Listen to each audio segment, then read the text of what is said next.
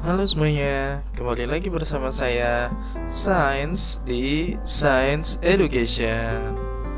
Hari ini kita akan membahas tentang anatomi fisiologi sistem pernapasan pada manusia. Kita akan membahas anatomi fisiologi ini di dalam dua part ya. Yang pertama, anatominya dulu, dan yang kedua adalah fisiologinya. Karena jika kita membahas langsung dua ini, kita bisa 1 jam loh. Jadi kita jadiin dua part aja ya. Oke, gak usah berlama-lama, kita mulai. Anatomi atau bagian-bagian organ. Organ-organ sistem pernapasan manusia. Organ-organ pernapasan manusia terdiri dari yang paling atas adalah hidung,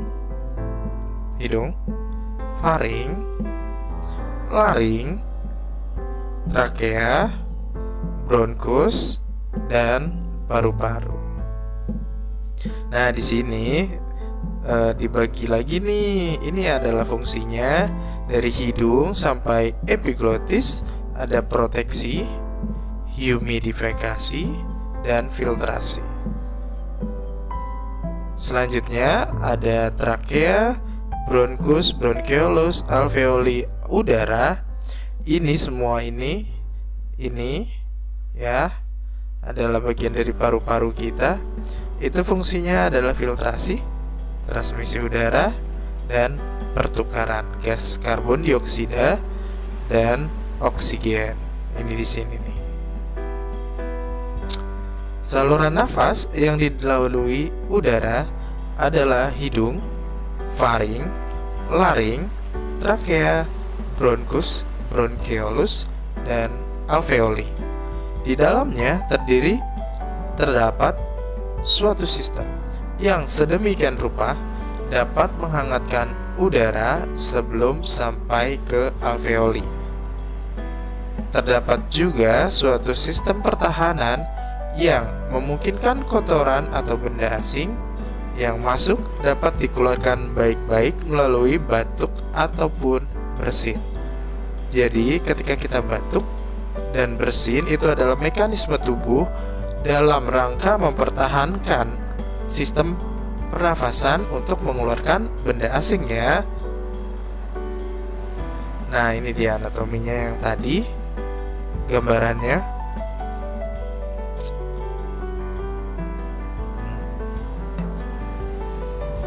Oke, kita bahas part per partnya ya. Di dalam hidung ada namanya nares anterior. Nares anterior ini adalah saluran-saluran di dalam rongga hidung.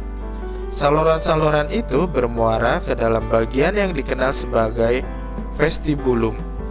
Rongga hidung dilapisi sebagai selaput lendir yang sangat kaya akan pembuluh darah dan bersambung dengan lapisan faring dan dengan selaput lendir sinus yang mempunyai lubang masuk ke dalam rongga hidung.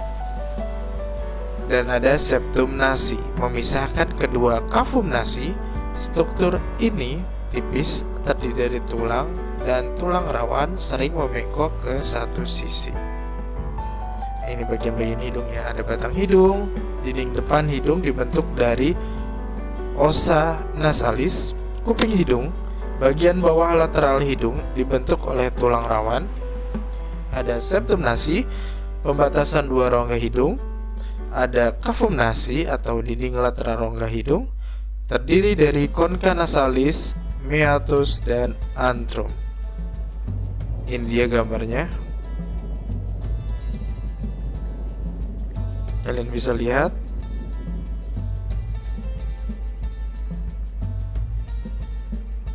Oke, kita lanjut ya.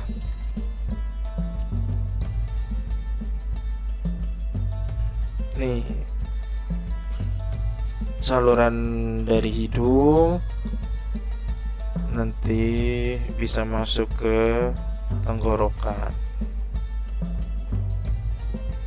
Ini lidah, ini mulut, rongga mulut.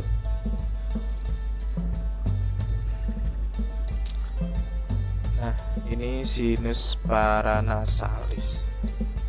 Yang pertama, sinus sphenoidalis terletak di belakang kranial hidung dalam korpus sphenoidalis ke rongga hidung bagian belakang. Sinus ethmoidalis terdapat dalam pars labyrinthus osis ethmoidalis. Dan yang ketiga, sinus frontalis terletak dalam infundibulum meatus nasi media. Dan yang selanjutnya, sinus maxillaris terdapat pada dinding lateral hidung corpus maxillaris bermuara di hiatus maxillaris ke rongga hidung hiatus semilunaris media. Ini dia gambarannya. Jika tadi sulit untuk dicerna, ini gambarnya. Oke, dari hidung kita turun ke faring atau biasa disebut tekak.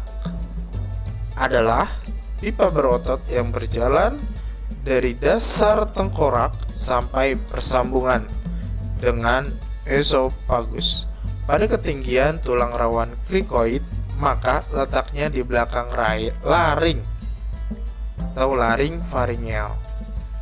Orofaring adalah bagian dari faring, merupakan gabungan sistem respirasi dan pencernaan.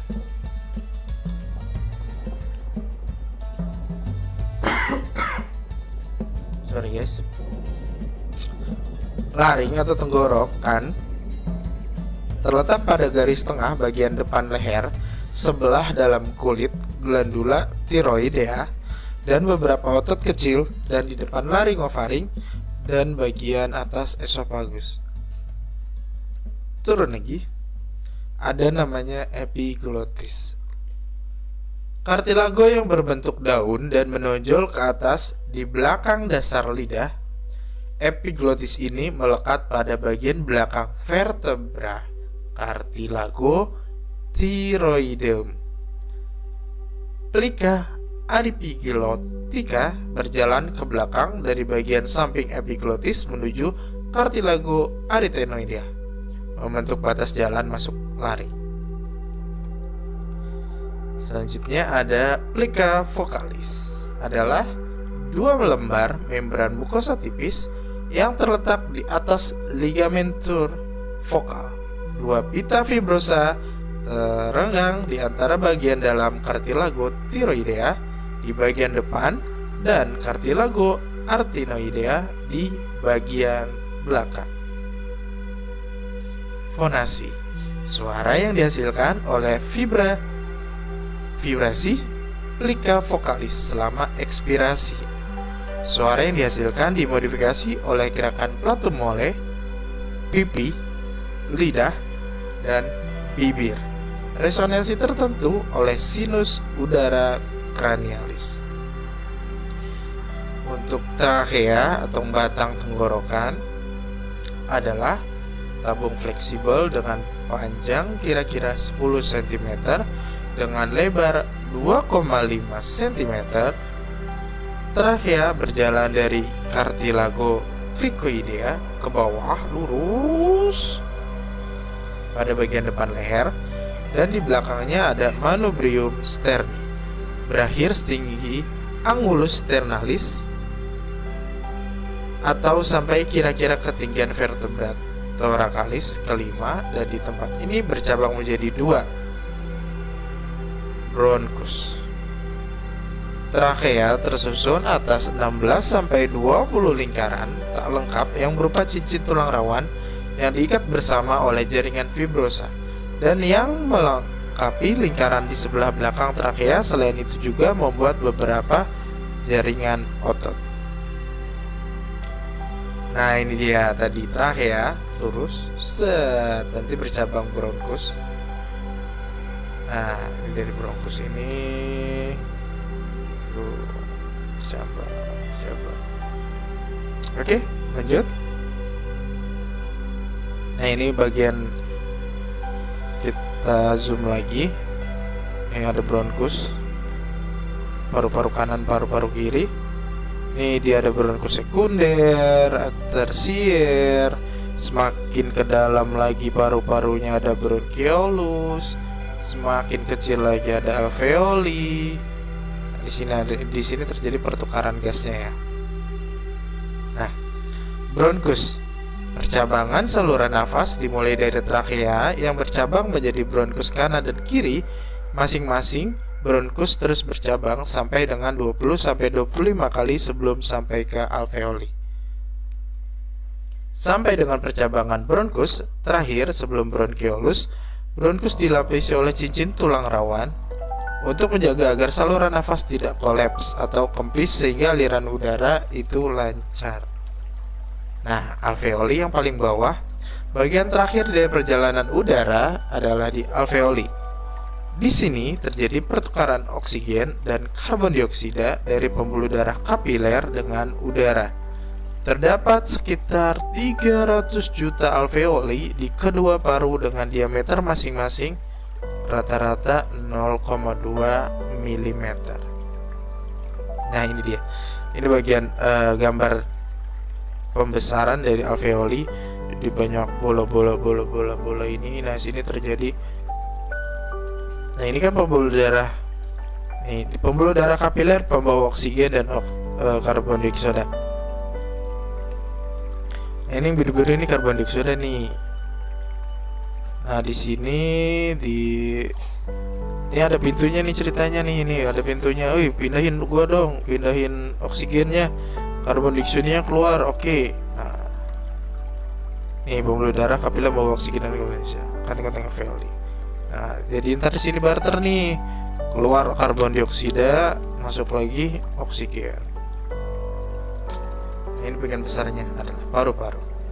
Sistem pernapasan pada dasarnya dibentuk oleh jalan atau saluran nafas dan paru-paru beserta pembungkusnya atau pleura dan rongga dada yang melindunginya.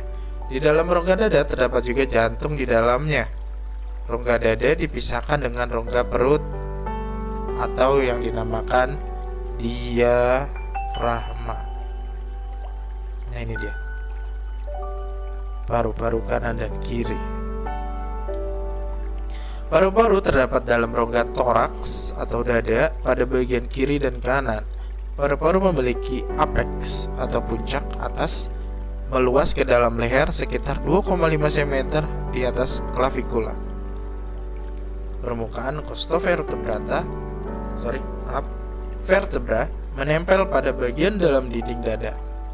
Yang ketiga, permukaan mediastinal menempel pada perikardium dan jantung. Dan basis terletak pada diafragma. Paru-paru dibungkus oleh pleura, dan pleura adalah yang menempel langsung ke paru-paru disebut sebagai pleura visceral, sedangkan pleura parietal menempel pada dinding rongga dada dalam. Jadi pleura itu ada dua ya, yang benar-benar menempel ke paru-paru dan menempelnya di rongga dada.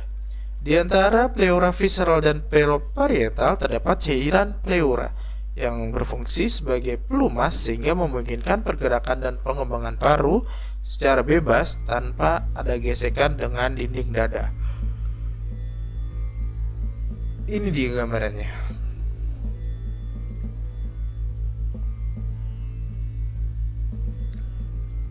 Jadi ada ini paru-parunya.